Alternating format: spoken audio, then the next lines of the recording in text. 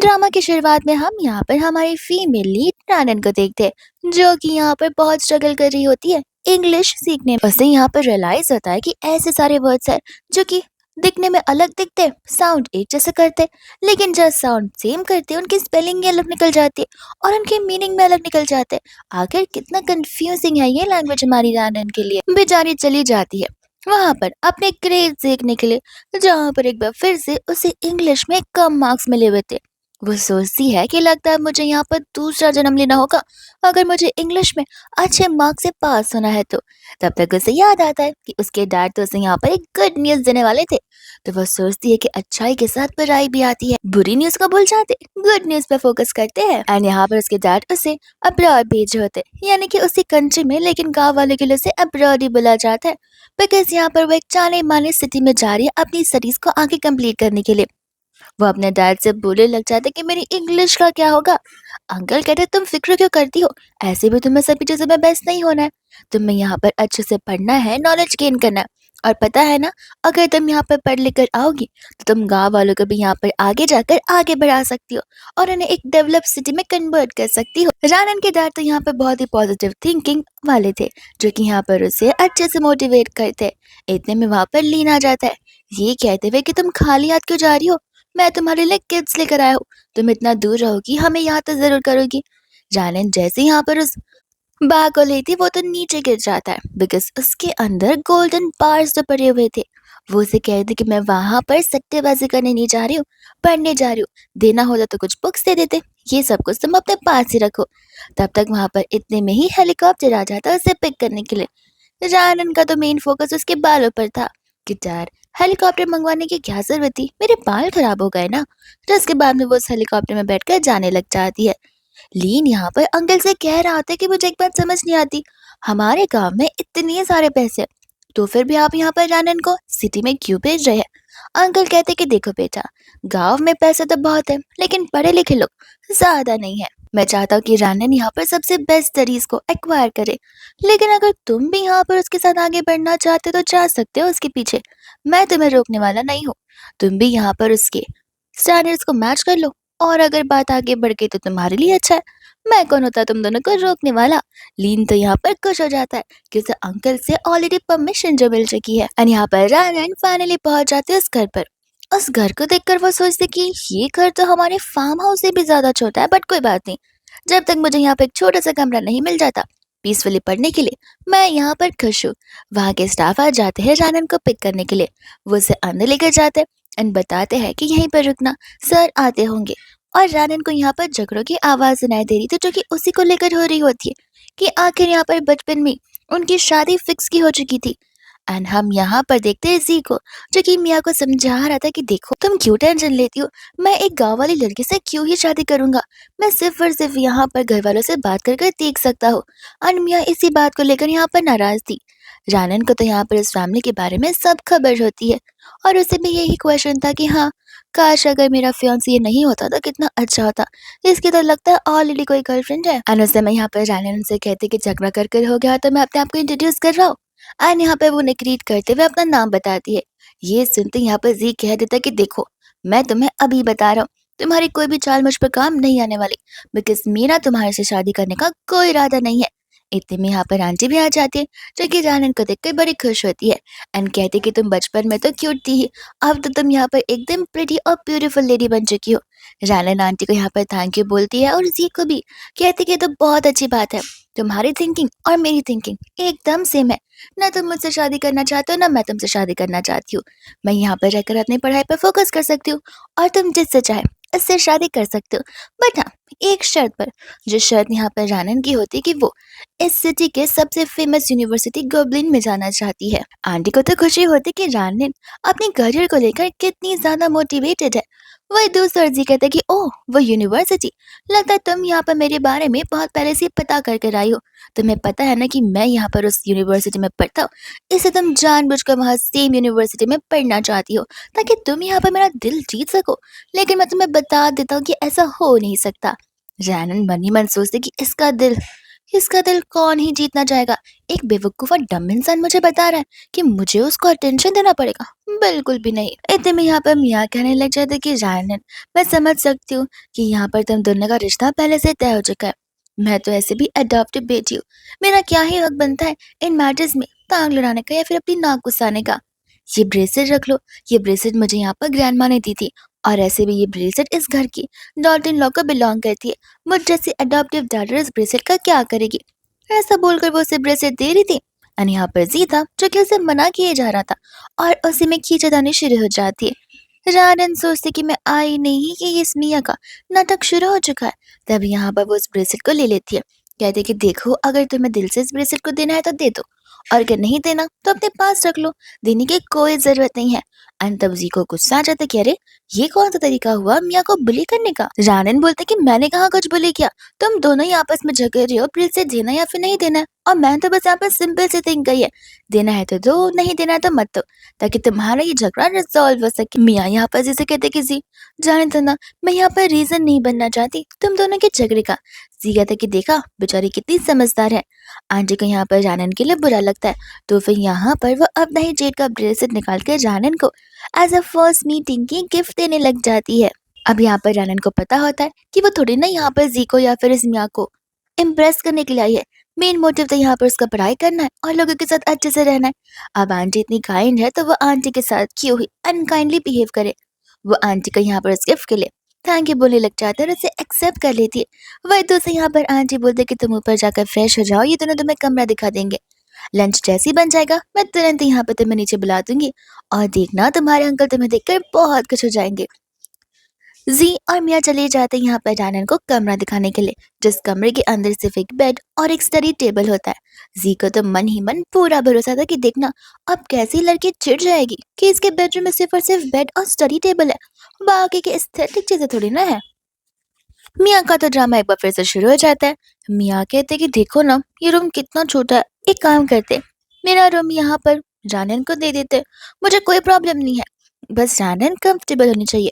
लेकिन यहाँ पर जानन को ये रूम बहुत पसंद आता है, बिकॉज यहाँ पर वो जिस घर में रहा करती थी उसके आस पास यहाँ पर लैंडमाइंस थे, विच मीन्स वहाँ जहाँ पर हेलीकॉप्टर डिपार्ट होते थे और आया करते थे।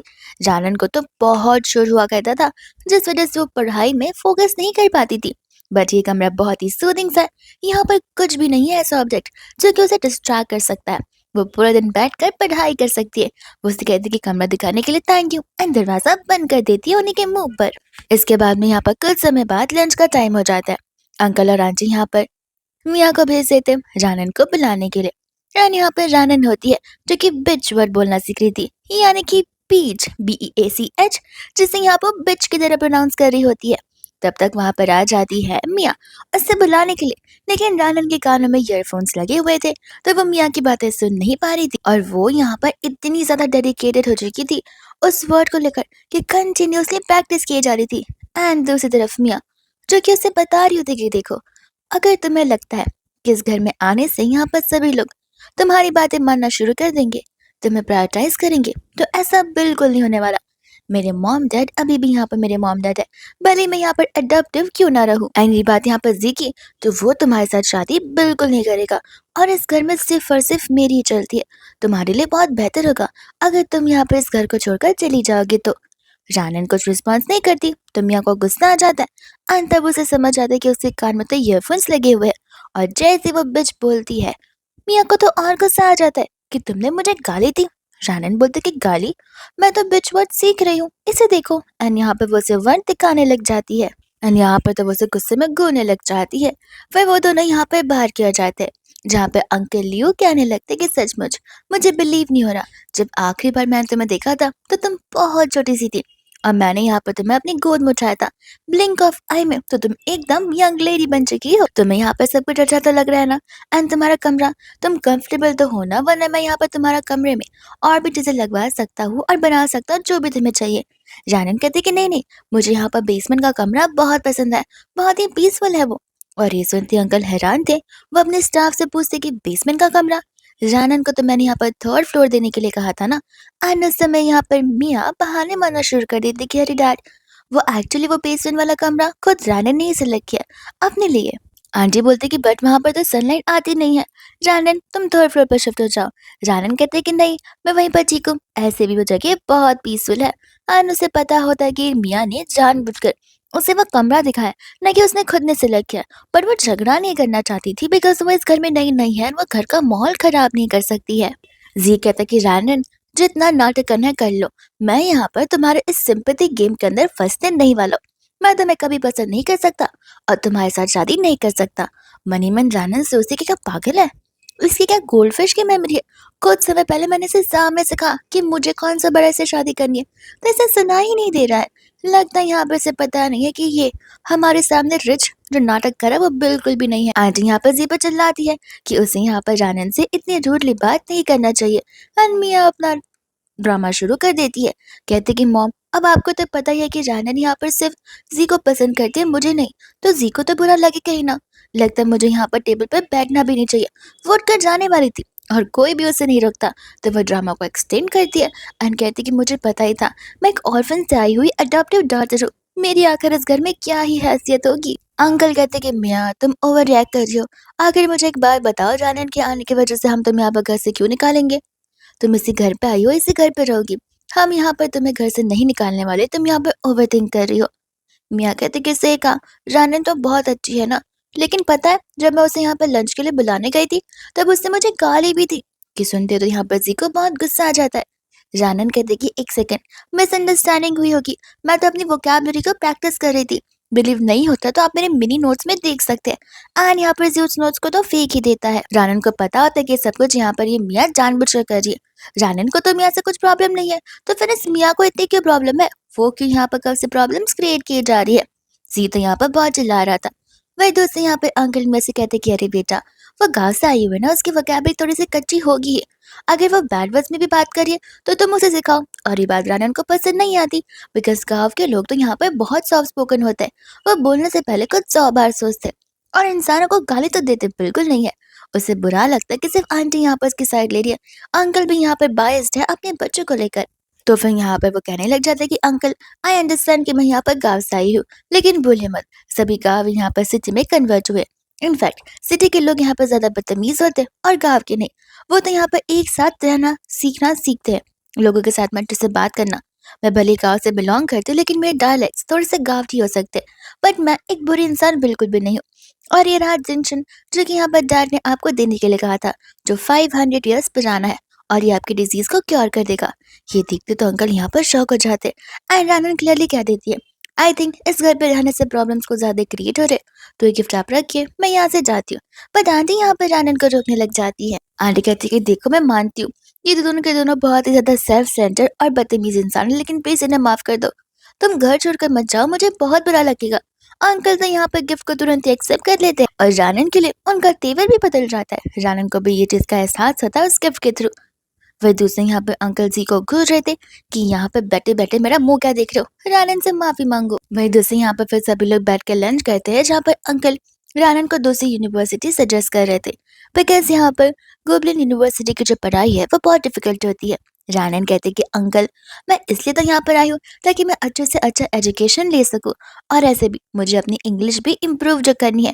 अंकल कहते कोई बात नहीं, मैं तुम्हारे एडमिशन का देख लूंगा, तुम कल से रेडी रहना इन दोनों के साथ स्कूल जाने के लिए। ये बात सुनते तो यहाँ पर मियाँ को गुस्सा आने लग जाता है कि लड़की तो हमारा पीछा स्कूल तक भी नहीं छोड़ेगी और देखना किस तरीके से यहाँ पर जी को सेड्यूस करने की कोशिश करेगी। नेक्स्ट यहाँ पर सभी लोग रेडी हो जाते हैं स्कूल जाने के लिए। आंटी यहाँ पर जाने से कह रही थी कि अगर तुम्हें मैथ में कोई भी डिफिकल्टी लगे तो तुम तुरंत ही यहाँ पर जी के पास चली जाना, उसका मैथ बहुत अच्छा है, वो तुम्हें अच्छे से सम सॉल्विंग भी सिखा देगा और साथ साथ स्कूल भी घुमा देगा। फिर जब यहाँ पर वो लोग स्कूल में जाते हैं और पहुंचते हैं, जी यहाँ पर कहने लग जाते कि देखो डाउट्स के लिए मेरे पास आने की जरूरत नहीं है बिकॉज मैं तुम्हें कुछ नहीं सिखाने वाला हूँ और ये कॉलेज और स्कूल खुद ही घूम लेना। मैं क्या यहाँ पर तुम्हारा नौकर हूँ तो ये सब कुछ करवाने बैठूंगा? मियाँ कहती कि जाने तो ना ब्रदर, वो गाँव से आई हुई है, उसका मैथ अच्छा नहीं होगा। हमें तो यहाँ पर इसे मैथ के साथ साथ अलग अलग सब्जेक्ट्स में भी बहुत हेल्प करनी चाहिए। रानी कहती कि मियाँ जी जरूरत नहीं है मुझे मदद करने की, ऐसे भी मैं यहाँ पर मैथ क्या बाकी के सब्जेक्ट्स में भी अच्छी हूँ। माना मेरी इंग्लिश कच्ची है बट मैथ्स बिल्कुल भी नहीं, मैं ये खुद ही सॉल्व कर लूंगी। ऐसा बोलकर वहां से वो चली जाती है जहाँ पर जी की ईगो को तो बहुत हर्ट हो जाता है। मियाँ कहते कि जी तुम नाराज मत हो, ऐसे भी यहाँ पर वो पागल है। तुम अपने मैथ्स कंपटीशन पर फोकस करो, फिर देखना कैसे उसे खुद ब खुद पता चल जाएगा कि तुम्हारी मैथ्स के सामने तो उसका मैथ्स कुछ भी नहीं है। जी कहता है कि हाँ, मैं तो उसका घमंड जरूर तोड़ कर रहूंगा। इसके बाद में यहाँ पे रालन प्रिंसिपल के ऑफिस में होती है। प्रिंसिपल बता दे कि तुम्हें थोड़ा टाइम लगेगा एडजस्ट होने में, लेकिन यहाँ पर तुम्हारा क्वालिटी ऑफ एजुकेशन फ्रेंड्स और तुम्हें बहुत अच्छे से मिलेंगे सब कुछ। रानन यहाँ पर थैंक यू होकर जाने लग जाती है। और उस समय वहां पर एक प्रोफेसर से पकड़ लेते हैं। कहते कि तुम एग्जाम में इतनी देरी से क्यों आई हो, जल्दी से बैठो। सभी ने तो आधे से ज्यादा पेपर सॉल्व भी कर लिया होगा। रानन अपने डेस्क पर बैठती है एंड सोचती है कि यहाँ पर मेरे स्कूल के पहले दिन ही मेरे एग्जाम ले रहे हैं। लगता है सचमुच यूनिवर्सिटी बहुत टफ है।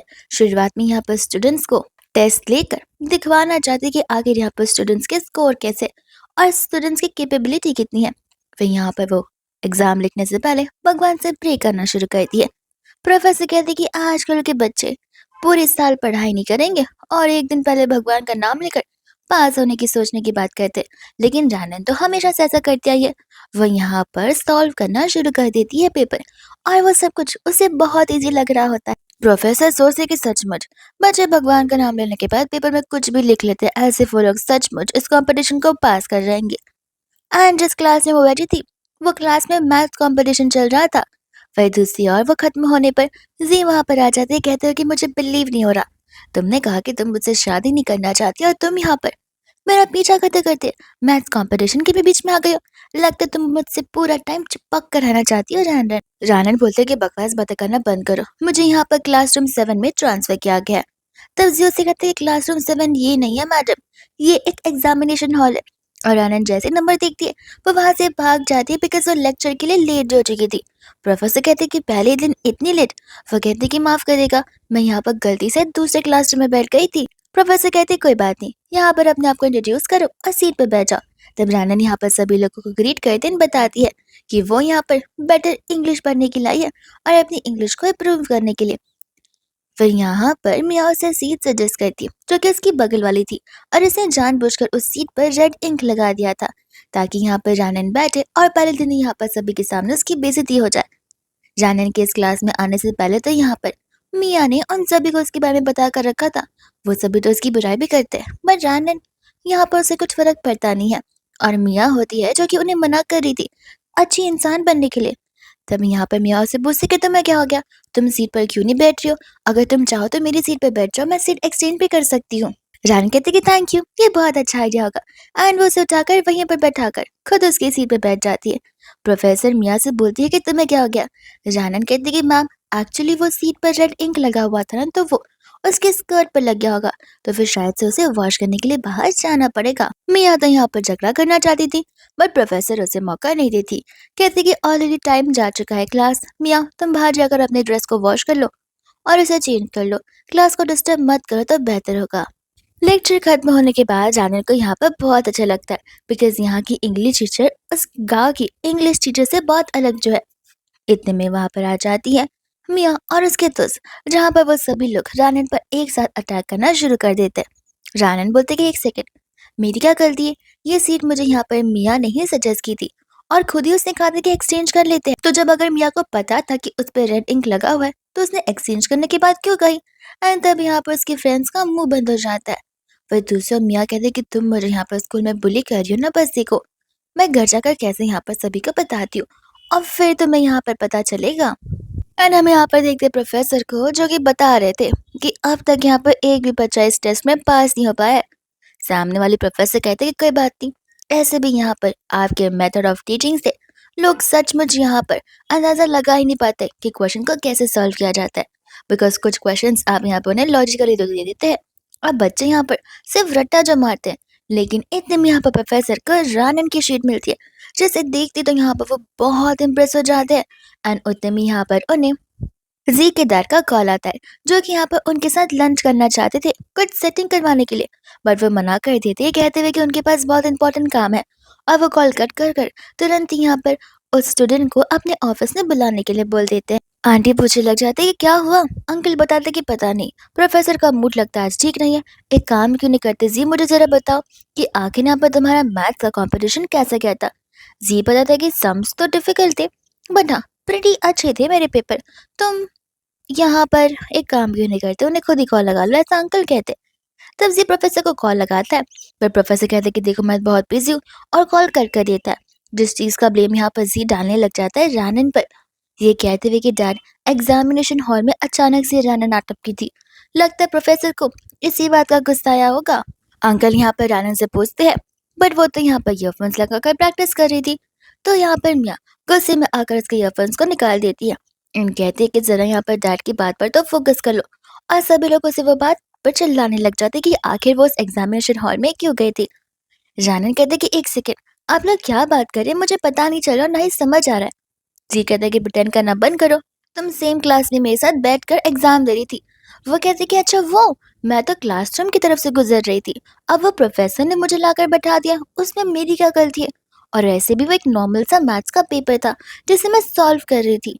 अब इसमें मैंने यहाँ पर प्रोफेसर को क्या ही गुस्सा दिलाया होगा, मुझे समझ नहीं आ रहा। जी बोलता है कि आई अंडरस्टैंड कि तुम मुझसे कितना ज्यादा चिपकना चाहती हो, कितना ज्यादा अट्रैक्टेड हो, लेकिन तुम इस तरीके से मेरी लाइफ खराब नहीं कर सकती। रानन कहते कि एक सेकंड, मॉर्निंग में भी मैं तुमसे कहा था कि मैं गलत रूम में चली गई थी और वो प्रोफेसर ने मुझे बता दिया था।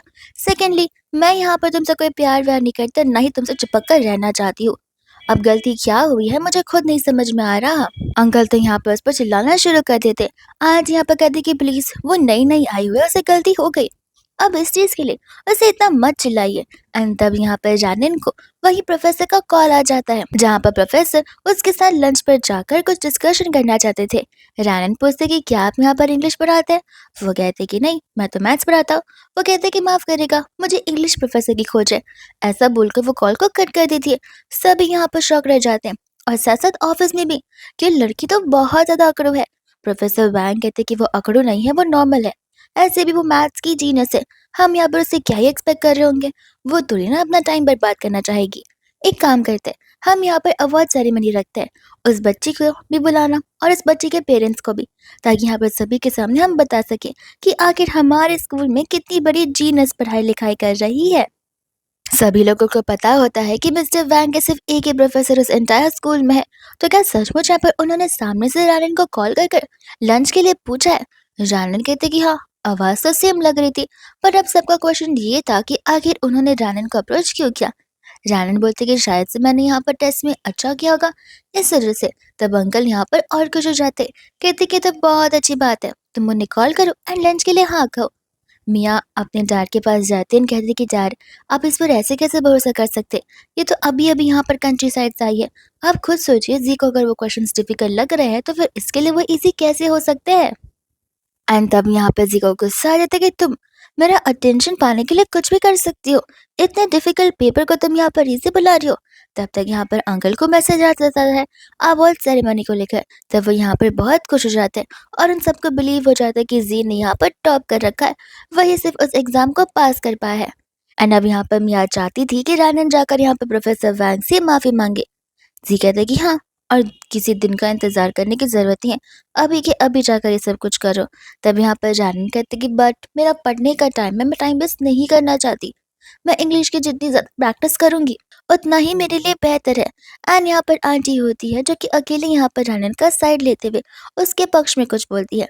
रानन को यहाँ पर अच्छा लगता है कि एटलीस्ट इस घर में एक को तो कोई पर्सन है जो कि उसकी साइड ले रहा है। एंड फाइनली यहाँ पर वो अवार्ड सेरेमनी वाला दिन शुरू हो जाता है। उसी समय यहाँ पर वो सभी लोग वहाँ आ जाते हैं, जहाँ पर रानन वोकैबुलरी की प्रैक्टिस करी थी, और उसे देखकर मियाँ चिढ़ जाती है।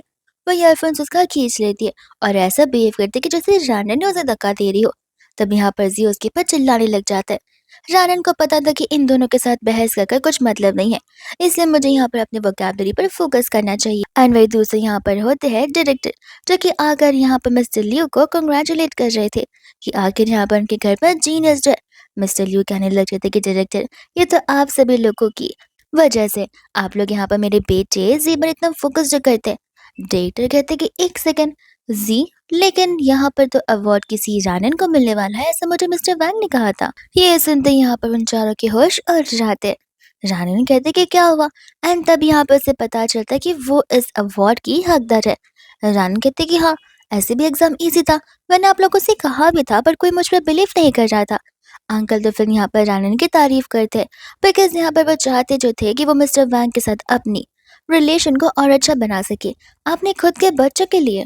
डेज़ी यहाँ पर कहते कि डायरेक्टर आपसे शायद यहाँ पर कुछ मिस्टेक हो गई होगी, बिकॉज़ अभी-अभी यहाँ पर रानन विलेज से आई है। आप मुझे बताइए यहाँ पर सिटी के लेवल का एग्ज़ाम्स कितने ज़्यादा टफ होते हैं, तो एक विलेज वाली लड़की आधी यहाँ पर उसे पास कैसे कर सकती है? डायरेक्टर कहते कि हो सकता है। ज़ी बताता है कि यस, एंड यहाँ पर वो उस दिन एग्ज़ाम में तो उसने पार्टिसिपेट किया भी नहीं था, वो तो आकर बैठ गई थी। लगता है यहाँ पर मिस्टर वैंग को उसी बात पर गुस्सा आया होगा। डायरेक्टर को भी ये बात सच लगने लग जाती है। जी बाद में यहाँ पर रानन को जी से माफ़ी माँगने के लिए बोलती है, ये सब कुछ मिसअंडरस्टैंडिंग के लिए।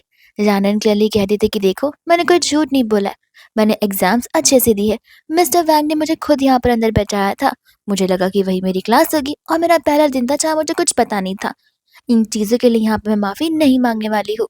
तब यहाँ पर डायरेक्टर कहते कि माना तुम यहाँ पर कंट्री साइड से हो, लेकिन इसका मतलब ये नहीं कि तुम अपनी मनमर्ज़ी चलाओगी। मैं ऑर्डर देता हूँ अभी के अभी यहाँ पर उनसे माफ़ी माँगो। रानन कहते कि आई अंडरस्टैंड, आप यहाँ पर डायरेक्टर हैं, लेकिन आप अपनी पावर्स का मिसयूज़ नहीं कर सकते। जब मेरी गलती है ही नहीं, तो फिर मैं यहाँ पर माफ़ी क्यों ही माँगूँगी? अंकल को यहाँ पर गुस्सा आने लग जाता है क्योंकि उन्हें लग रहा था कि रानन बदतमीज़ी कर रही है। रानन कहती कि देखते हैं, अवार्ड सेरेमनी शुरू होने वाली है और फिर यहाँ पर किसे अवार्ड मिलता है, किसे अप्रिसिएशन मिलता है। मेरी गलती रही तो मैं माफ़ी माँग लूँगी और नहीं रही तो मैं माफ़ी नहीं माँगने वाली।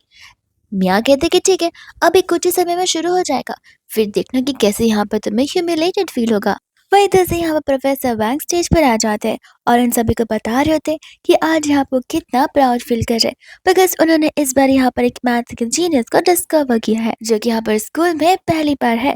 तब यहाँ पर सभी स्टूडेंट्स बहुत ज़्यादा एक्साइटेड हो जाते हैं और सभी स्टूडेंट को ये भी पता होता है कि अगर प्रोफेसर वैंग उस पर्सन की तारीफ कर रहे हैं तो वो ज़रूर पर्सन बहुत टैलेंटेड एंड स्किलफुल होगा, वरना प्रोफेसर वैंग कभी किसी को इतना आसानी से भाव नहीं देते। तब यहाँ पर मियाँ जी की बहुत तारीफ करती है। जी कहता है कि अब बस भी करो, मैंने तो बस यहाँ पर अच्छे से अपने कंपटीशन के ऊपर फोकस किया था, अच्छे से एग्जाम्स दी थी और देखो कितने अच्छे रिजल्ट्स आ गए, मुझे बिलीव भी नहीं हो रहा। रानन मनी मन सोच रही थी कि न जाने इन सो कॉल्ड भाई बहनों का ये दिल्ली कब टूटने वाला है। प्रोफेसर वैंग बता रहे होते कि आखिर ये मोमेंट उनके लिए कितना प्राउड मोमेंट है, बिकॉज यहाँ पर उन्होंने कितने अच्छे बच्चे को डिस्कवर किया है जिसने यहाँ पर हर एक क्वेश्चन को अच्छे से सॉल्व किया है, एक भी क्वेश्चन गलत नहीं है और उसने यहाँ पर टॉप कर रखा है। तभी यहाँ पर डायरेक्टर भी जी की बहुत तारीफ कर रहे थे, लेकिन एक गलत चीज़ वो करते हैं जो कि होता है रानन को डिमोटिवेट करना। वो मिस्टर लियो से कहते कि देखिए, आपका बेटा तो बहुत स्मार्ट है, लेकिन ध्यान रहे कुछ गाँव से आई हुई लड़की की वजह से यहाँ पर उसकी लाइफ भी खराब ना हो जाए, वो भी यहाँ पर उसे डिस्टर्ब ना कर दे। रानन को बुरा लगता है कि जस्ट बिकॉज मैं गाँव से आई हूँ, सिटी के लोग तो मुझे कुछ ज़्यादा ही लुक डाउन कर रहे हैं। ये लोग जितने घर में रहते वो तो हमारा बाथरूम भी नहीं बन पाता। वही दूसरे यहाँ पर होते प्रोफेसर वैंग जो कि कह रहे थे कि अब फाइनली टाइम आ चुका है यहाँ पर उस जीनस को स्टेज पे बुलाने का। जी तो यहाँ पर रेडी हो जाता है एंड प्रोफेसर वैंग इतने में ही नाम ले लेते हैं रानन का और सभी के होश वहीं पर उठ जाते हैं। जिसके बाद यहाँ पर वो स्टेज पर जाती है और प्रोफेसर वैंग यहाँ पर बहुत तारीफ करते हैं उसकी।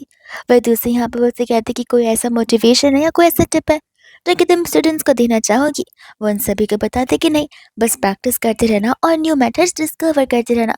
मेन यहाँ पर होते हैं एग्जाम्पल्स को सॉल्व करना। और वही दूसरे यहाँ पर मियाँ को तो अभी भी बिलीव नहीं हो रहा था। वो कहने लग जाते कि डायरेक्टर आप प्लीज़ एक बार चेक करके देखिए, कुछ तो गड़बड़ ज़रूर होगी। डायरेक्टर तो यहाँ पर उल्टा उसी पर चिल्ला देते कि तुम चुप करो, तुम्हारी बातों में आकर मैंने यहाँ पर अपनी पैरों पर कुल्हाड़ी मार ली है। अगर प्रोफेसर वैंग ने किसी को चुना है तो वो सोच समझ कर चुना होगा। बाद में वो अपनी डैड से बात करने की कोशिश करती है, लेकिन अंकल भी यहाँ पर उस पर चिल्ला देते कि तुम बस करो। प्रोफेसर वैंग ने कह दिया ना, अब इसके आगे हमें यहाँ पर कोई डिबेट नहीं करनी चाहिए। एंड जब यहाँ पर वो लोग नीचे की ओर आते तब अंकल यहाँ पर बड़े प्राउडली बता रहे होते कि मैं यहाँ पर रानन का गार्डियन हूँ। वो कहते कि आप उसकी गार्डियन है, ठीक है, लेकिन आपको यहाँ पर अपने बेटे पर ज़्यादा फोकस करना चाहिए मिस्टर लियो। उसका मैथ्स तो एकदम बेकार हो चुका है। मैं तो यहाँ पर आपको सजेस्ट करूँगा कि रानन कभी फ्री हो तो उसे रिक्वेस्ट कर देना ताकि वो आपके बेटे को कुछ तो सिखा सके। ये सुनते ही यहाँ पर जी का ईगो तो बहुत हर्ट हो जाता है एंड मिया तो ऑलरेडी प्रिपेयर थी रानन पर एक और एलिगेशन लगाने की जो कि चीटिंग की होती है। रानन भी यहाँ पर समझ जाते हैं, प्रोफेसर वैंग से कहते कि माफ़ करिएगा, मुझे नहीं लगता कि मुझे वहाँ पर उस कंपटीशन में आकर बैठना चाहिए था। अब देखिए ना, आपने मुझे लाकर बैठाया, मैंने आपके सामने क्वेश्चंस पेपर सॉल्व किए हैं, लेकिन अब इन्हें ऐसा लगेगा कि मैंने चीटिंग की है और अब नाराज थे कि मैं ज़बरदस्ती अंदर की ओर घुस आई हूँ। मिस्टर वैंग कहते कि रानन ज़बरदस्ती नहीं आई थी, गलती मुझसे हो गई थी। मुझे लगा था कि वो शायद से कॉम्पिटिशन में पार्टिसिपेट करने के लिए आई है, इसलिए मैंने बिना कुछ उसे पूछे वहाँ पर बैठा दिया और उसने कोई चीटिंग नहीं की है। सभी पेपर्स को मैंने चेक किए और उस समय एज अ इन्विजिलेटर मैं उस क्लासरूम में था। तो अगर तुम उस पर शक कर रहे हो विच मीन्स तुम मुझ पर भी शक कर रहे हो, जिस वजह से यहाँ पर मिस्टर लियोन से माफ़ी मांगने लग जाते। एंड रैनन यहाँ पर जी और मिया की ओर इशारे करती, जिस वजह से जी और मिया को भी यहाँ पर रैनन से माफ़ी मांगनी ही पड़ती है। सभी लोगों के जाने के बाद यहाँ पर जी रैनन को कुछ बोलने वाला था, लेकिन रैनन इतने में उसे रोक देती है। कहती कि बस अब प्लीज़ ये मत कहना कि मुझे पता है कि तुमने मैथ्स में अच्छा स्कोर इसलिए किया था कि तुम मेरा अटेंशन गेन कर सको। ये मैथ्स में तुम अच्छे नहीं हुई, तुम्हारी गलती है। मैं अच्छी हूँ, जो कि मेरी मेहनत का काम है और ऐसे भी मैं यहाँ पर तुमसे क्लोज़ बिल्कुल नहीं होना चाहती हूँ। काश अगर मेरे घर वालों का कोई एक घर यहाँ पर होता, तो मैं ऑफ़ कोर्स उसे छोड़कर चली जाती, लेकिन मैं ऐसा नहीं कर सकती। मुझे ज़बरदस्ती तुम दोनों के साथ रहना पड़ रहा है। ऐसा बोल के मुँहतोड़ जवाब देकर वहाँ से वो चली जाती है। मिया यहाँ पर जी से कहती कि प्लीज़, प्लीज़ तुम नाराज़ मत होना, हम कोई ना कोई सॉल्यूशन तो ज़रूर ढूँढ लेंगे। ऐसे में यहाँ पर वो मैथ्स में अच्छी तो क्या हुआ? एक ना एक दिन उसका ईगो ज़रूर टूट जाएगा। नेक्स्ट डे यहाँ पर आनंद अच्छे से प्रैक्टिस कर रही होती है, बिकॉज़ अगर वो किसी सब्जेक्ट में सबसे ज़्यादा कम मार्क्स लाती थी, तो वो सिर्फ़ और सिर्फ़ इंग्लिश था। वो असल में टॉपर ही थी हर एक सब्जेक्ट में, लेकिन इंग्लिश उसके बस की बात बिल्कुल नहीं थी। एंड यहाँ पर उस समय मिया के फ्रेंड्स आकर उसे डिस्टर्ब करना शुरू कर देती है। वो लोग यहाँ पर उसके टेस्ट पेपर्स को भी फेंक देते और रैनन यहाँ पर उन पर चिल्लाने लग जाती है। अब वो सभी चाहते थे कि रैनन यहाँ पर उनके साथ में वॉशरूम तक जाए, पर रैनन मना करती थी बिकॉज इसे यहाँ पर अपना वक्त ज़ाया जो नहीं करना था। वो सभी लोग उसे यहाँ पर टॉन्ट मारना शुरू कर देते और उसे मिस्ट्रेस तक बुला रहे थे। रैनन कहते कि तुम लोगों को लगता है कि मुझ जैसे जीनियस उस बोंधु जी के पीछे पड़ी होगी। प्लीज़ यहाँ पर मेरा नाम जी के साथ अटैच करना बंद करो। ये मेरे लिए एक बहुत ही इंसल्टिंग वाली बात है। ये सुनते ही यहाँ पर आ जाती है मिया और कहती है कि देखो रानन, ऐसे भी हम तुमसे यहाँ पर कुछ बड़ा काम करने के लिए थोड़ी ना बोल रहे, बस रेस्टरूम तक चलने के लिए कह रहे हैं। रानन को पता होता है कि वो लोग उसे वहाँ पर ले जाकर बुली करेंगे और क्या ही हो सकता है, बट उन सबको नहीं पता था कि रानन भी यहाँ पर बस दिखने में इनोसेंट दिखती बट है नहीं, उसे भी यहाँ पर फाइट करना बहुत अच्छे से आता है। रानन वहाँ पर चली तो जाती, उस समय वहाँ पर मिया बाहर खड़ी थी और उसके दोस्त अंदर। रानन उनसे पूछती कि शो शुरू करे और वो उन्हें तो यहाँ पर धोना शुरू कर देती है। मिया तब तक यहाँ पर कॉल लगा लेती है जी को अपने दोस्तों के साथ आने के लिए, ताकि वो यहाँ पर सभी के सामने रानन की बेइज्जती कर सके। बट जब वो अंदर आती है तो बाहर जाने की बहुत कोशिश करती है, बिकॉज रानन उसे भी जो पिट रही थी। और ये सब कुछ यहाँ पर जी को लग रहा था कि शायद से रानन को मारा जा रहा है, पर उसका तो अपोजिट ही अंदर चल रहा था। तो वहाँ पर जी आकर अंदर घुसकर उस पर चिल्ला रहा होता है, लेकिन रानन भी यहाँ पर उसे नहीं छोड़ती। कहती कि शुरुआत यहाँ पर तुम सभी ने की थी, तुम लोग मुझे जानबूझकर यहाँ पर लेकर आए थे ताकि तुम मुझे मार सको, लेकिन लगता है यहाँ पर तुम्हारा गलत इंसान से पंगा जो पड़ चुका है। और फिर वो अपने आप को कहती कि शांत हो जाओ रैनन, शांत हो जाओ, अब तुमने इन्हें मार दिया, अब जाने का टाइम आ चुका है। और जाने से पहले वहाँ पर वो उन सभी को वार्निंग देकर जाती है कि नेक्स्ट टाइम से रहा तो शायद से हॉस्पिटल में भर्ती करना पड़ जाएगा इन्हें। फिर बाद में यहाँ पर घर पर सभी लोग एक साथ लंच करने के लिए बैठते हैं। आंटी यहाँ पर जैसी मियाँ की शक्ल देखती है पूछने लग जाती है कि आखिर तुम्हें क्या हो गया। मियाँ कहते कि आप लोग यहाँ पर रानन से कुछ मत कहना, उससे कोई गलती नहीं है। तब यहाँ पर अंकल बोलते कि सच सच बताओ कि आखिर हुआ क्या है। रानन भी मियाँ से कहती कि हाँ मियाँ, सच सच बताना कि आखिर हुआ क्या था। मियाँ फिर बाद में यहाँ पर उन्हें बताने लग जाती है कि वो तो अपने डेस्क पर बैठकर टेस्ट पेपर सॉल्व कर रही थी, पर तब तक वहाँ पर रानन आ गई। रानन ने यहाँ पर मियाँ से प्रॉमिस किया कि वो उसे मैथ्स में हेल्प करेगी, लेकिन उसके लिए उसे उसके साथ वॉशरूम जाना पड़ेगा। और जब वो वॉशरूम में गई तो फिर उसने यहाँ पर मियाँ को बहुत पीटा, बहुत बुली किया। इन सभी चीज़ों में यहाँ पर जी भी उसका साथ दे रहा था। रानन मियाँ से कहती कि सच सच बोलती हो या फिर मैं बताऊँ सबको। मियाँ बोलते कि और कितना सच बोलूं, इतना पूरा तो सच बोल दिया। जी कहने लग जाते कि सही कहा। रानन को पता होता कि मियाँ ये सब कुछ जानबूझकर कर रही है ताकि उसे यहाँ पर घर से निकाला जाए, और जी भी उसे घर से दफा होने के लिए कह देता है। रानन कहते कि ओके, वो उठकर जाने वाली थी, बट आंटी यहाँ पर उसे रोकती है। और अंकल भी, अंकल तो यहाँ पर जी को ही टपली मारते, कहते कि खबरदार अगर तुमने यहाँ पर रानन को उल्टी मुंह जवाब दिया तो। जी कहता है कि आपने मुझे क्यों मारा। अंकल बोलते कि तुम्हारा बाप अभी भी जिंदा है, मैं मरा नहीं हूँ जो कि यहाँ पर मेरे बदले तुम इस घर के डिसीजंस लोगे। रानन यहाँ पर इस घर से कहीं नहीं जाने वाली है। और तुमने सुना नहीं कि मियाँ ने क्या कहा। रानन यहाँ पर सब कुछ उसकी अच्छाई के लिए तो कर रही है, मिया गिर गई होगी, उसे थोड़ी ज्यादा चोट लगी होगी, वो अपना ख्याल रख सकती है। 5 साल की बच्ची नहीं है जहाँ पर हमें हर चीज तुम दोनों को मिलकर सिखानी पड़ेगी। मिया को यहाँ पर गुस्सा आ जाता है कि अचानक से इन दोनों को क्या हो चुका है। ये लोग तो अब यहाँ पर मेरी झूठ पर भरोसा भी नहीं कर रहे और रानन की तरफदारी किए जा रहे हैं। अन अंकल यहाँ पर रानन को बहुत अप्रिशिएट करते और उसे मन लगाकर पढ़ाई करने के लिए बोलते हैं। वही दूसरी यहाँ पर आंटी भी थी जो कि उन दोनों को यही समझा रही थी कि तुम दोनों को रानन से यहाँ पर कुछ सीखना चाहिए। अंकल कहते कि सही कहा, किसी भी चीज की जरूरत पड़े तुरंत हमें बता देना। एंड रानन बताते कि वो हॉस्टल में रहना चाहती है। ये सुनते कि अंकल कहते कि अरे तुम यहाँ पर कंफर्टेबल नहीं हो तो एक काम क्यों नहीं करती, ऊपर के 3rd रूम में से 2nd रूम में से 1st फ्लोर पे से तुम्हें जो कुछ भी रूम चाहिए तो वो खुद से सिलेक्ट कर सकती हो। हम तुम्हारे लिए सभी अरेंजमेंट करवा सकते हैं। रानन कहती कि ऐसी कोई बात नहीं है, मैं बस हेड स्टॉल में रहना चाहती हूँ। उस समय यहाँ पर वो ये सब कुछ जानबूझकर इसलिए करी थी बिकॉज वो उन दोनों से अपना पीछा छुड़ाना चाहती है, क्योंकि उसे पता है कि ये दोनों जब तक इस घर में है तब तक रानन भी डिस्टर्ब होती रहेगी और वो पढ़ाई पर अच्छे से फोकस नहीं कर पाएगी। यहाँ पर आंटी रानन से कहते कि देखो बेटा एक बार रिकंसिडर करके देखो। रानी कहती कि नहीं आंटी, मैंने अपना डिसीजन बना लिया है। मिया अपना ड्रामा शुरू कर देते हैं, कहते कि आई नो रानन तुम ये सब कुछ मेरी वजह से कर रही हो बिकॉज तुम्हें मैं पसंद नहीं हूँ, लेकिन तुम फिक्र मत करो, तुम मत जाओ, मैं वहां से चली जाती हूँ।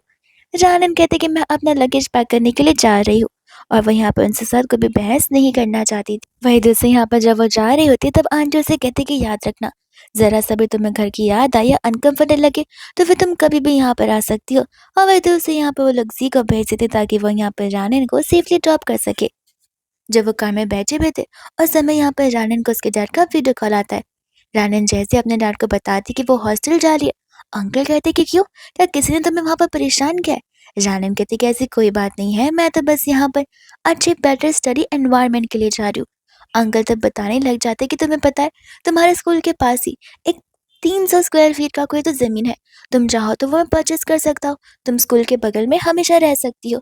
ये बात सुनती तो जी को हंसी आ रही थी। रैनन अपने डैड को मना कर देती ऐसा कुछ भी करने से और कॉल कट हो जाता है। जी उस पर हंसने लग जाता है कि तुम्हें पता भी है कि यहाँ के प्राइजेस कितने ज्यादा हाई है। 300 स्क्वायर फीट तो मेरे खुद के डैड नहीं खरीद सकते, तुम्हारे जैसे नॉर्मल डैड क्या खरीद सकेंगे। रैनन को ये बात समझ नहीं आती बिकॉज यहाँ पर जी उन्हें लुक डाउन जो कर रहा था बिकॉज वो लोग फार्मर फैमिली से जो बिलोंग करते हैं। रैनन को यहाँ पर वो जमीन याद आ रही होती है जो कि बहुत बड़ी थी।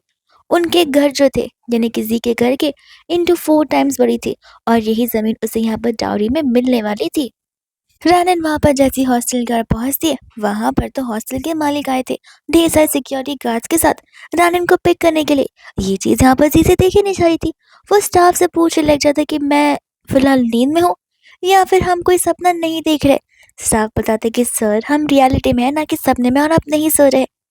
रैनन को तभी यहाँ पर वो मालिक बोल भी रहा था कि आप चाहे तो मेरे घर पर भी रुक सकती हैं या फिर मैं दूसरे घर पर आपकी अरेंजमेंट्स करवा सकता हूँ। रैनन कहते कि नहीं, मैं हॉस्टल में रहकर यहाँ पर आगे की पढ़ाई को कंटिन्यू करूंगी। जिसके बाद यहाँ पर वो अपने रूम में जाती है, पढ़ने बैठ जाती है। एंड यहाँ पर जैसे उसकी रूममेट्स आती है वो रानन को देखकर चिल्लाना शुरू कर देती हैं बिकॉज वो लोग यहाँ पर उसके दुश्मन जो हुआ करती थी वो लोग रानन से बहुत माफी मांगने लग जाती है। रानन कहती कि देखो डरो मत, तुम मुझे मत परेशान करो, मैं तुम्हें नहीं परेशान करूंगी और चीजें सॉर्ट हो जाएंगी। तब वो लोग देख रहे थे कि रानन यहाँ पर इंग्लिश की पढ़ाई कर रही थी और वो लोग उसकी मदद करने लग जाते, जिसके बाद ये दुश्मनी तो यहाँ पर एक फ्रेंडशिप में टर्न हो जाती है। वो सभी लोग यहाँ पर एक दूसरे को अपने अपने सब्जेक्ट्स को लेकर मदद करना शुरू कर देते हैं। रात को यहाँ पर रानन को कॉल आ जाता अंकल का जो कि उसे बोल रहे थे कि काम करो तुम अब घर पर आ जाओ, अब तो तुम्हें वो कमरा छोटा लग रहा होगा ना। रानन कहती कि जरूरत नहीं है, मैं यहाँ पर मन लगाकर पढ़ाई कर रही हूँ और मुझे कोई डिस्टर्बेंस नहीं हो रही है। ऐसा बोलकर वो कॉल को कट कर देती है। जी और मिया तो यहाँ पर मॉम डैड को यही समझाने पर तुले हुए थे कि रानन को वापस से घर लाने की जरूरत नहीं है, वो एक कनिंग पर्सन है, उसे बहुत स्मार्टली वर्क करना आता है, वो लोगों को बस यहाँ पर अपना नौकर बनाकर रखना चाहती है। और यहाँ पर अंकल जी पर चिल्लाने लग जाते कि तुम चुप रहो, तुम्हें पता भी है कि तुम क्या बोल रहे हो। तुम्हें पता है आज मिस्टर वैंग ने कॉल किया था और जैसे उन्हें पता चला कि रानन हमारे साथ नहीं बल्कि हॉस्टल में रह रही है उन्होंने कॉल कट कर दिया। विच मीन्स अब हम यहाँ पर उनके साथ रिश्ता बना नहीं सकते। क्यों? क्योंकि रानन जो घर पर नहीं है और वो तुम दोनों की वजह से हो रहा है। जी मैं तुम्हें बता रहा हूँ कि तुम्हें रानन को परस्यू करना होगा और उसे घर पर लाना होगा। अगर ऐसा नहीं हुआ तो तुम खुद के बारे में सोच लो कि तुम्हारे ग्रेड्स का क्या होगा। मिया को यहाँ पर और जेलेसी फील होने लग जाती है कि रानन के जाने के बाद भी यहाँ पर रानन की बातें बंद नहीं हो रही हैं। और वही दोस्तों यहाँ पर नेक्स्ट हो जाता है जहाँ पर रानन कैंटीन में बैठ कर भी पढ़ रही थी, लेकिन तब तक दोनों भाई बहन आ जाते उसे डिस्टर्ब करने के लिए। यहाँ पर तो जी को उससे बड़े प्यार से बात करना चाहिए, पर थी वो तो उल्टा यहाँ पर उसे गुस्से से बात करा था, गुस्से में यहाँ पर उसके साथ रिएक्ट करा था। रानन बोलते कि देखो मैं फिलहाल यहाँ पर स्कूल में हूँ, अब तो मैं घर छोड़कर जा चुकी हूँ, अब तुम दोनों को यहाँ पर मुझसे क्या प्रॉब्लम है। मियाँ कहते कि मुझे अच्छे से पता है तुम जानबूझकर ये सारे स्टंट कर रही हो ताकि तुम यहाँ पर सभी लोगों का अटेंशन ग्रैब कर सको, जो कि तुम कर भी पा रही हो। गुस्से में आकर मियाँ तो यहाँ पर उसकी वोकैबुलरी की बुक को फाड़ देती है और रानन उसे कहती कि लगता है तुम भूल गई, तुम्हारे चेहरे के निशान धीरे धीरे फेड जो हो रहे वापस लाने पड़ेंगे। और वो उसे थप्पड़ मारने लग जाती है। जी इतना घबराया हुआ था कि वो रानन के पास भी नहीं जा रहा था और मियाँ उस पर चिल्ला रही थी कि आखिर तुम्हारी हिम्मत कैसी भी मुझ पर हाथ उठाने की। जानन बोलती कि मैं तो हाथ उठाऊंगी, ये एक स्कूल है जहाँ मैं पढ़ने के लिए आई हूँ, ना कि मैं यहाँ पर किसी से बुली होने के लिए आई हूँ। मुझे तुम्हारी प्रॉब्लम समझ नहीं आती मियाँ। जब मैं घर पर थी तब तुम मुझे घर से निकालना चाहती थी, अब जब मैं घर से निकल चुकी हूँ तभी भी तुम यहाँ पर मुझसे उतना ही जेलस फील करती हो और मुझे नीचे दिखाने की कोशिश करना चाहती हो। एंड तब तो यहाँ पर से अपने दोस्त को बुला लेता है उसे फाइट बैक करने के लिए। एंड यहाँ पर रानन की न्यू फ्रेंड्स आ जाती है उसके लिए फाइट बैक करने के लिए। रानन उनसे कहती कोई बात नहीं, ये मेरी लड़ाई है, मैं खुद रख सकती हूँ। तब वो लोग कहने लग जाते कि नहीं नहीं, जब वो लोग दूसरे का यूज कर सकते तो फिर तुम क्यों नहीं। मियाँ कहने लग जाते कि तुम दोनों को क्या हो गया, तुम दोनों को यहाँ पर इसकी बातें में आए जा रहे हो। तो वो लोग कहने लग जाते कि तुम चुप करो, तुमने शुरुआत से हमने यहाँ पर मैनिपुलेट किया, हमारा ब्रेन वॉश किया, तुम्हारी वजह से हम यहाँ पर प्रॉब्लम से फंसे और हम तक अच्छे ह्यूमन बींग भी नहीं बन पाए सिर्फ और सिर्फ तुम्हारी वजह से। मियाँ कहते कि लेकिन तुम तो मेरे दोस्त हो। वो लोग बोलते कि अब नहीं, अब हम यहाँ पर रानन के दोस्त हैं और तुम यहाँ पर हमारे रहते हुए उसे बुली नहीं कर सकती। ऐसे भी प्रीवियसली तुमने यहाँ पर हमें रानन को लेकर कितना चढ़ाया बढ़ाया था, इस बार हम तुम्हारी बातों में बिल्कुल नहीं आएंगे, बिकॉज हमें पता चल चुका है कि कौन अच्छा इंसान और कौन अच्छा इंसान नहीं है। वही दूसरे यहाँ पर अंकल आंटी होते जो कि यहाँ पर रानन को कॉल लगाते, बिकॉज अब तो यहाँ पर रिजल्ट आ चुके, तो वो चाहते थे कि रानन यहाँ पर घर पर आकर आराम से इन सभी लोगों के साथ लंच एंजॉय करे। रानन कहते कि माफ़ करेगा, मुझे एंट्रेंस एग्जाम की प्रिपरेशन करनी है इसलिए मैं नहीं आ सकूंगी। और तब तक तो उसके दोस्त भी फ़ोन रख देते। अंकल को बहुत गुस्सा आता है कि आखिर यहाँ पर ये मेरी परमिशन के बिना फ़ोन कैसे रख दी। वही दूसरे यहाँ पर वो मियाँ से रानन का स्कोर पूछने लग जाते। मियाँ को पता था कि अगर इसके डैड को पता चला कि रानन का स्कोर सबसे ज़्यादा है उससे भी, तो फिर यहाँ पर मियाँ की वैल्यू और कम हो जाएगी। इसलिए वो उन्हें यहाँ पर झूठ बोल देती है कि डैड मैथ्स में तो उसके स्कोर अच्छे हैं, लेकिन बाकी के सब्जेक्ट्स का तो आप पूछे भी मत। अंकल कहने लग जाते कि वो तो अपने इंग्लिश को इम्प्रूव करना चाहती थी ना। तब यहाँ पर मियाँ उन्हें बताती कि यस डैड, उसमें तो उसे यहाँ पर 60 मार्क्स ही मिले हैं। ये सुनती अंकल सोचे पड़ जाते कि वो तो बड़ी स्मार्ट थी ना, तो फिर ऐसे कैसे। मियाँ बोलते कि अरे आपको लगता है समझ नहीं आ रहा, वो सिर्फ मैथ्स में ही अच्छी थी और किसी सब्जेक्ट में भी नहीं। न जाने आप लोग क्यों यहाँ पर उसे हर टाइम प्रेस किया कर देते। जी भी टांग लड़ाने लग जाता है, कहता है कि सही कहा मियाँ ने, ऐसे भी आप लोगों को समझ आना चाहिए था कि वो ये सब कुछ हमारे लिए तो करिए ताकि वो हमें यहाँ पर इम्प्रेस कर सके, स्पेशली मुझे। पर उसे क्या पता कि मैं यहाँ पे इतनी आसानी से इम्प्रेस होने वाला नहीं हूँ। फिर वो लोग मियाँ के स्कोर पूछते हैं, वो जो कि बहुत अच्छे थे, तो फिर यहाँ पर वो लोग उसकी तारीफ करने लग जाते। मियाँ को यहाँ पर बड़ी खुशी मिल रही थी ये झूठ बोलकर, बिकॉज उसे उसके घर वाले अप्रिशिएट कर रहे थे। तभी यहाँ पर अंकल बोलने लग जाते कि लेकिन मुझे समझ नहीं आ रहा, वो अकेले यहाँ पर रहने इसलिए गई है ताकि वो पढ़ाई पर फोकस कर सके, तो फिर वो क्यों नहीं कर पा रही है। एंड मियाँ तो यहाँ पर कुछ ज़्यादा ही बोल देती है। वो उन्हें बताने लग जाते कि अब मैं क्या बताऊँ डैड, रानन यहाँ पर पढ़ाई के नाम से तो गई ज़रूर है, लेकिन वो पढ़ती बिल्कुल नहीं है। वो पूरा दिन अपने दोस्तों के साथ घूमती रहती है, एंड स्पेशली मेल फ्रेंड्स के साथ में। अब आप खुद ही सोचिए ना, जो लड़की पूरा दिन सिर्फ घूमते रहेगी और एग्जाम की एक रात पहले पढ़ेगी, वो कहाँ से अच्छे मार्क्स ला सकती है। और ऐसा बोलकर यहाँ पर वो बेचारे अंकल आंटी की नज़रों में रानन का नाम और भी खराब कर देती है। अंकल के अकॉर्डिंग रानन ऐसा नहीं करनी चाहिए, इसलिए वो सोच रहे थे कि शायद से उन्हें जाकर यहाँ पर रानन को समझाना चाहिए और घर वापस लेकर आना चाहिए। और उस समय यहाँ पर हम एंट्रेंस एग्जाम का सीन देखते हैं जहाँ पर अंकल आंटी जी भी आए हुए थे मियाँ के साथ में। उस समय यहाँ पर अंकल बिन मतलब का बेचारे पर चिल्लाने लग जाते और वहां से चले जाते। रानन से कहते कि कोई बात नहीं, तुम उनकी बातों पर ध्यान मत दो और सिर्फ अपने एंट्रेंस एग्जाम पर फोकस करो, वही बेहतर होगा। एंड यहाँ पर वो उसका न्यू आइडेंटिफिकेशन कार्ड उसे दे देती है, जिसे लेकर रानन उन्हें थैंक यू बोलती है। बाद में यहाँ पर सभी लोग अपना एंट्रेंस एग्जाम देने के चले जाते हैं। एग्जाम खत्म होने पर सब बाहर आते हैं एंड एज यूजुअल यहाँ पर मियाँ रानन को बहुत ज़्यादा दबाव डालने की कोशिश करी थी कि ऐसे भी यहाँ पर उसके इंग्लिश के स्कोर अच्छे हैं नहीं और वो इस बार भी पास नहीं हो पाएगी। रायन कहते कि देखो मैं फेल तो कभी हुई नहीं थी, पास मैं हर बार हुई हूँ और लगता है तुम भूल रही हो, इंग्लिश के अलावा मेरे सभी के सभी स्कोर तुमसे ज़्यादा अच्छे हैं और मैंने यहाँ पर क्लास में टॉप किया है, ना कि तुमने। तब तक जीते यहाँ पर उसके लिए फ्लावर्स लेकर आया था, जहाँ पर मैं उस फ्लावर्स की तारीफ करते हुए उसे फ्लेक्स करती ताकि यहाँ पर रानन को जलस भी लो। पर आखिर रानन को बुरा क्यों ही लगेगा। लेकिन इतने में वहां पर लीन आ जाता है, जिसने यहाँ पर रानन के लिए एक प्यारी सी साइकिल लाई थी, जिसके पीछे ढेर सारे फ्लावर्स थे और साथ साथ उसे सजा कर भी रखा था। उसे देखते तो यहाँ पर मिया को और जेलस फील होने लग जाता है, बट वो यहाँ पर उसे गाँव वाला मानकर उसकी बेइज्जती करने पर तुली हुई थी। और उसी के साथ साथ जी भी यहाँ पर लिन को उल्टा सीधा बोल रहा था।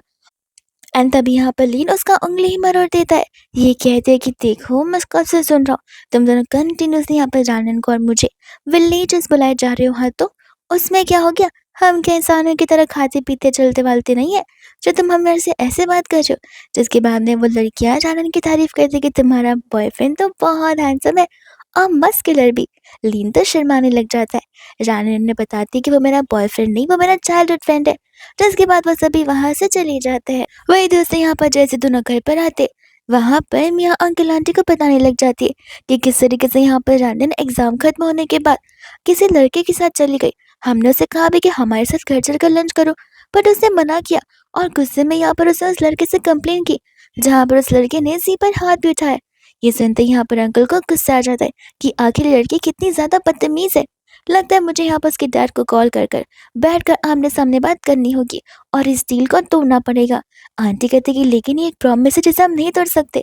अंकल कहते कि क्यों नहीं तोड़ सकते, हम कौन से जमाने में जी रहे हैं, कोई भी चीज तोड़ी जा सकती है। ऐसे भी यहाँ पर वो लड़की अच्छी मुझे अब नहीं लग रही, यहाँ पर हम उन्हें कुछ कंपेंसेशन दे देंगे और बात को वहीं पर फिर दबा देंगे एंड खत्म कर देंगे। वही दोस्त यहाँ पर होती है रानन, जो कि लीन को लेकर घर पर आती है। लीन कहते कि अरे वाह तुम इस घर पर रहती हो। रानन कहते कि नहीं, पहले मैं उस घर में रहा करती थी जहाँ पर शन फैमिली थी और फिर उसके बाद में हॉस्टल में। मैं तो आज यहाँ पर पहली बार तुम्हारे साथ में आ रही हूँ। वही दोस्तों यहाँ पर फाइनली एंट्रेंस एग्जाम के भी रिजल्ट्स आ जाते हैं, जहाँ पर सबसे पहले वो लोग जी का स्कोर चेक करते। जी भी यहाँ पर पास हो चुका था। फिर बारी आती है यहाँ पर मियाँ की, जिसके स्कोर नहीं दिखा रहे थे। आंटी यहाँ पर खुश हो जाती है बिकॉज ये जो स्कोर्स होते हैं वो हिडन होते हैं, क्योंकि ये स्कोर टॉप 50 के स्कोर्स में आए जाते हैं, जो कि बाद में यहाँ पर स्पेशल बैनर पर पोज होते हैं। तब सभी लोग यहाँ पर बहुत खुश हो जाते हैं कि यहाँ पर मियाँ ने और भी अच्छा टॉप स्कोर किया। मियाँ भी ओवर कॉन्फिडेंस में थी कि उसने यहाँ पर रानन से तो अच्छा स्कोर किया ही होगा बिकॉज उसकी इंग्लिश जो अच्छी है। रानन यहाँ पर सोई हुई थी कि उसे इंटरव्यूअर से कॉल आता है, वो लोग इसका इंटरव्यू लेना चाहते थे उसके एग्जाम्स को लेकर। रानन उन्हें तो यहाँ पर वो घर का एड्रेस बता देती और वापस से सो जाती बिकॉज उसे फीवर तो था।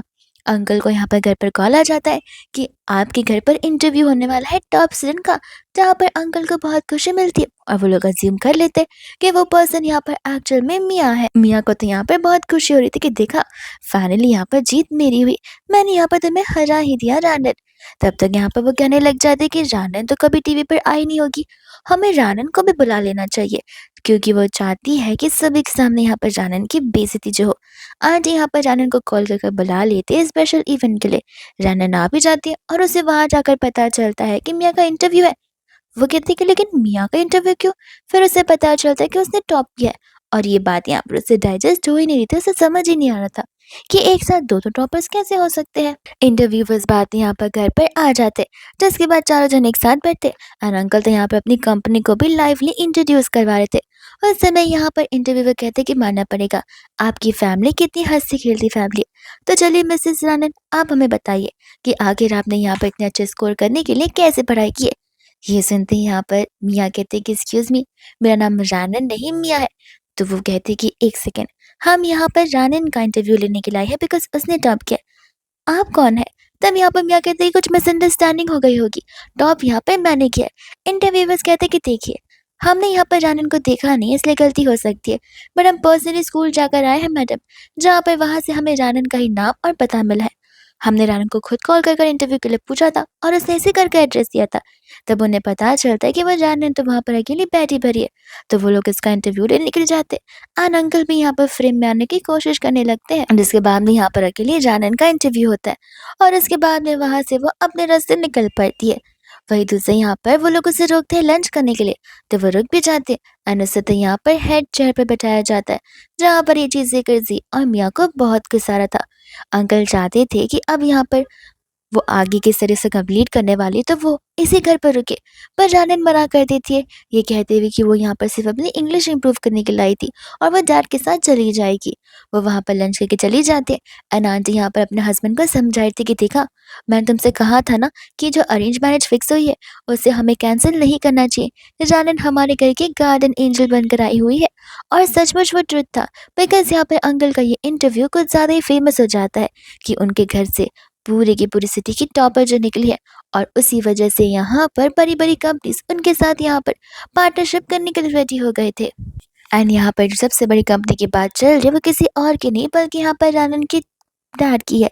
और समय यहाँ पर वो इस रिश्ते को और आगे बढ़ाना चाहते थे, इसलिए वो सभी को यहाँ पर एक इवेंट में बुलाते भी है। वो इवेंट में शैन फैमिली जाती थे, साथ साथ वहाँ पर जानन भी थी, जो अपने डैड से पूछती कि आप मुझे यहाँ पर बुला के कहाँ भाग चुके हैं। अंकल कहते कि मैं ऑन द वे हूँ, तुरंत ही पहुँच जाऊँगा। जैसे ही यहाँ पर जी और मियाँ जानन को देखते, वो लोग उसे यहाँ पर बुली करने के लिए चले जाते, पर जानन भी यहाँ पर कुछ कम नहीं होती।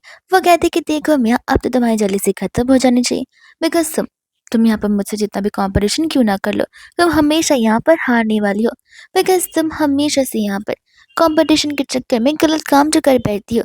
उन सभी में यहाँ पर फाइट होना शुरू हो जाती है और तब यहाँ पर आ जाते हैं जानन के डैड, तो वो लोग उन्हें भी नीचा दिखा रहे होते। ये कहते कि ये शादी यहाँ पर कंटिन्यू नहीं हो सकती। रान के डैड कहते कि आप दोनों कौन होते डिसीजन लेने वाले, आपके मॉम डैड कहाँ पर है। एंड तब यहाँ पर जी कहते कि देखिए अंकल, शादी मेरे साथ होने वाली है और आपको तो पता ही होगा कि हमारी फैमिली कितनी रिच है। मियाँ कहते कि सही कहा, शादी यहाँ पर स्टैंडर्ड को देखकर हुई जाती है। हमारे स्टैंडर्ड्स आपके स्टैंडर्ड से तो मिलते जुलते बिल्कुल नहीं है, तो फिर हमें नहीं लगता कि शादी यहाँ पर हो सकती है। ऐसे भी यहाँ पर जी मुझे बिलोंग करता है और उसी चक्कर में यहाँ पर झगड़े होना शुरू हो जाते हैं। वहाँ पर मैनेजर आकर जानन पर चिल्ला रहा था कि आखिर वो होती कौन है इस वैंघाई ग्रुप के इवेंट को खराब करने वाली। और तब यहाँ पर मिस्टर वैंघाई यानी कि उसके डैड उस मैनेजर पर चिल्लाते थे कि तुम्हारी इतनी हिम्मत जो तुम मेरी बेटी पर चिल्ला रहे हो। मियाँ कहते कि ऐसे कैसे बात कर रहे हो, एक नॉर्मल से फार्मर की बेटी जो है, बात तो ऐसे करोगे जैसे खुद ही यहाँ पर तुम प्रेसिडेंट। एंड तब तक यहाँ पर अंकल आंटी भी आ जाते हैं, जहाँ पर अंकल उनसे पूछे कि तुम यहाँ पर क्या कर रहे हो। तब वहाँ पर रानन के डर कहने लग जाते कि तुम्हारे लिए दिन इतना बड़ा है और मैं यहाँ पर न रहूँ, ऐसा कैसे हो सकता है। वो लोग यहाँ पर पुराने दोस्त थे, इसलिए अंकल ऐसी प्यारी प्यारी बातें कर रहे थे, पर अंकल को क्या पता अमीर होने पर उनका खुद का दोस्त मिस्टर शन उन्हें छोड़ने पर आ जाएगा। मिस्टर शन कहने लग जाते कि देखो यहाँ पर अब मैं समझ रहा कि तुम आखिर अपनी बेटी की शादी मेरे घर पर क्यों कराना चाहते हो, सब कुछ समझ गया। लेकिन अब फिलहाल यहाँ पर मेरा बेटा ये शादी नहीं करना चाहता है, इसलिए शादी नहीं हो सकती है। मिस्टर वैन हाई कहते कि एक सेकेंड, मैं कुछ तुम्हारी बातों को समझ नहीं पा रहा। तुमने तो आज तक ऐसी चीजें नहीं की, तो आज अब अचानक से क्यों। और उन दोनों में यहाँ पर झगड़ा होने लग जाता है। अंकल तो यहाँ पर बड़े काम डाउन होकर बात कर रहे थे, लेकिन जी के डैड होते बहुत बदतमीज है, उन्हें भी तो यहाँ पर पैसे का लालच होता है। तब तक वहां पर मिस्टर शू आ जाते हैं, जो कि कहते कि अरे मिस्टर शैन, आखिर आपको कौन परेशान कर रहा है। और तब वहां पर वो लोग उससे यानी कि रानन को और उसके डैड को वहां से निकालने के लिए कह रहे थे। अंकल तो यहाँ पर उसकी डैड की और बेइज्जती करते, उन्हें यहाँ पर कंपेंसेशन के नाम पर 1 लाख रुपीस का कार्ड देते हुए कि इसे रखो और दोबारा से यहाँ पर मेरी नजरों के सामने बिल्कुल भी मत आना। तब यहाँ पर मिस्टर शू ने बताते हैं कि वही तो एक्चुअली यहाँ पर वैन हाई ग्रुप के प्रेसिडेंट है। ये जानने पर तो यहाँ पर सभी के पैरों से जमीन खिसक जाती है। रानन कहते कि क्यों, यहाँ पर आप लोग मेरे डैड को एक फार्मर मानते हो ना, वो फार्मर तो है, लेकिन फार्मर वाले बिजनेसमैन है, जहाँ पर आज यहाँ पर जैसे कि घर पे जो भी खाना आ रहे वो सब कुछ मेरे डैड की वजह से आ रहे। फैक्ट्रीज यहाँ पर जो भी कोल्ड फूड बना रही है, कुछ भी बना रही है, वो सब कुछ मेरे डैड के आइडियाज है और आप लोग इन्हें छोटा मोटा इंसान मानते आ रहे हो। उस समय यहाँ पर वो लोग बाद में बहुत माफी मांगते हैं अंकल से, पर अंकल कहते कि नहीं, मैं अपनी बेटी को ऐसे घर बिल्कुल नहीं भेजना चाहता जिस घर में यहाँ पर इस तरीके का डिस्क्रिमिनेशन हो। और वो रानन को लेकर डील को वहीं पर खत्म कर कर वहां से चले जाते हैं। फिर यहाँ पर वो लोग घर पर आकर उन्हें कॉल लगाने की कोशिश करते। मिस्टर वैन हाई कहते कि मैं तो यहाँ पर तुम्हारा शुक्रगुजार था कि तुमने मेरी बेटी को अपने घर रखा उसे अच्छा खासा पढ़ने का माहौल दिया, इसलिए मैं तुम्हें थैंक यू कहने के लिए ये डील साइन करने वाला था। बट अब मुझे यहाँ पर सारी सच्चाई पता चल चुकी है, तो फिर मैं इस बात को आगे बिल्कुल नहीं बढ़ाने वाला हूँ। ऐसा बोलकर यहाँ पर वो फ्रेंडशिप का रिश्ता भी उसी समय खत्म कर देते हैं। तब बारी यहाँ पर आ जाती है जी की कि जी अब यहाँ पर रानन को अप्रोच करने के लिए जाएगा। और यही बात से यहाँ पर मियाँ को गुस्सा आ रहा होता है और जी को भी बहुत रिग्रेट हो रहा था कि रानन दिखने में अच्छी थी, पढ़ने में अच्छी थी, इतनी अमीर थी, यानी कि मेन गोल अमीर वाला ही होता है। इतनी अमीर थी और मैंने उसे छोड़ दिया, लेकिन अब मैं उसे परस्यू करके रहूंगा। और इसी चक्कर में यहाँ पर वो गाँव भी जाता है ताकि वो जाकर यहाँ पर रानन को परस्यू कर सके। बट हर बार यहाँ पर रानन उसे रिजेक्ट करती आई है। इतना ही नहीं, गाँव वालों ने तो यहाँ पर उसे पीटा भी है। अब जी ये सब कुछ इसलिए नहीं कर रहा था बिकॉज वो उसे लव करता है, वो उससे अट्रैक्टेड है। वो इसलिए कर रहा था ताकि यहाँ पर रानन के पैसे उसके भी हो सके और उसके फैमिली के भी। तब उन फैमिली के पास एक और आइडिया आ जाता है कि रानन यहाँ पर जो ग्लोबल इंटरव्यू देने के लिए जा रही है और समय यहाँ पर जी उसे प्रपोज कर देगा तो उसे हाँ तो कहना पड़ेगा। और ठीक उस समय ऐसा ही होता है। बट यहाँ पर रानन उसे वहां पर भी रिजेक्ट कर देती है। कहानी यहाँ खत्म नहीं होती क्योंकि अब तो यहाँ पर अंकल की कंपनी पर सीज फायर हो चुका है क्योंकि उन्हें मनी लॉन्ड्रिंग के चक्कर में पकड़ा चुका है। विच मीन्स अब उनके सर पर यहाँ पर हैवी डेब्ट्स एंड लोन आ चुके हैं। फिर जिसके बाद में हम यहाँ पर देखते हैं जी को जो कि आखिरी बार यहाँ पर जानन को प्रपोज करना आया था, और वो भी इसलिए ताकि यहाँ पर जानन उसके घर वालों की मदद कर दे। उस समय लीन आकर यहाँ पर उसकी मदद करता है और उसे तो वहां से भगा ही देता है। उसी के साथ साथ यहाँ पर लीन नील डाउन करते हुए रानन को प्रपोज करता है शादी के लिए, जहाँ पर रानन उसे हाँ बोल देती है। और लीन तो यहाँ पर बहुत खुश हो जाता है। हालांकि अब वो अपनी स्टडीज को कंप्लीट करने के लिए अब्रॉड जा रहा होता है। वही दोस्त हम यहाँ पर देखते हैं रानन को, जिसने यहाँ पर अपना ग्लोबली फेस बना लिया था, यानी कि वो यहाँ पर बहुत ही young and leading new business woman बन चुकी है। वो एक इंटरव्यू में थी, जिस इंटरव्यू में वहां पर मिया भी आई हुई थी भेस बदल कर, और वो भी नाइफ लेकर, बिकॉज मिया के अकॉर्डिंग रानन की वजह से यहाँ पर उनका सब कुछ छीना हुआ है। पर उसे ये बात भी समझनी चाहिए कि वो उन सभी को उनके कर्मों का फल मिल रहा है। तब वो स्टेज पर जाती है उसे चाकू से मारने के लिए, लेकिन गार्ड्स टाइम से उसे पकड़ लेते हैं और उसे यहाँ पर पुलिस के हवाले करने लग जाते हैं। मियाँ सारा ब्लेम यहाँ पर रानन पर लगा रही होती है और रानन उसे समझाती है कि ये तुम सबकी ग्रीडीनेस की वजह से हुआ है, ना कि मेरी वजह से। और फिर क्या, वैसे यहाँ पर जेल के चक्कर काटने पड़ते हैं। वही दूसरे यहाँ पर हम देखते हैं बहुत सालों के बाद का सीन, जहाँ पर मियाँ जेल में होती है। अंकल और उनका बेटा यहाँ पर गरीब इंसान बन चुके थे, और रानन रानन यहाँ पर लीन के साथ तो अनेक कंपनीज ओपन करी थी, अपने अलग अलग बिजनेसेस को आगे बढ़ा रही थी, जहाँ पर वो अब सिटी में सिटी गर्ल बनकर आ चुकी है। और इसी के साथ ही ड्रामा यहीं पर हैप्पीली खत्म हो जाता है।